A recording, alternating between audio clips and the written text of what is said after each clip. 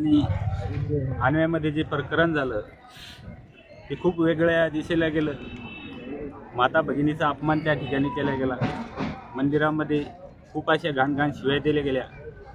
तरी माझी विनंती आहे की असं कृत्य होऊ नये। कुठंतरी असं चुकीची गोष्ट कुणी करू नये।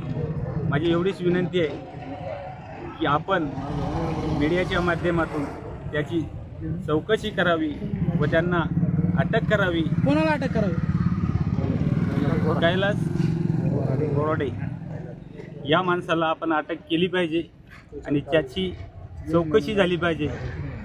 जो माणूस त्या ठिकाणी नव्हता त्याच्यावर खोटा गुन्हा दाखल केला गेला। 307 ची केस त्याच्यावर टाकल्या गेली। तरी माझी विनंती आहे मीडियाच्या माध्यमातून आपण त्याची सकल चौकशी करावी आणि नवनाथ पाटील यांना न्याय मिळवून द्यावा। एवढंच बोलतो आणि थांबतो। जय हिंद, जय महाराष्ट्र। महाशिवरात्रीच्या दिवशी कैलास बोराडे हा महादेवाच्या मंदिरात दारू पिऊन त्या ठिकाणी महादेवाच्या नंदीवर बसून आपली स्वतःच्या पेंडीची चैन उघडून घाण कृत्य तो त्या ठिकाणी महिलांसमोर करत होता। बाजूला महिलांचे भजन चालू होते। असे घाण कृत्य त्याचे त्या ठिकाणी चालत असल्याने त्याला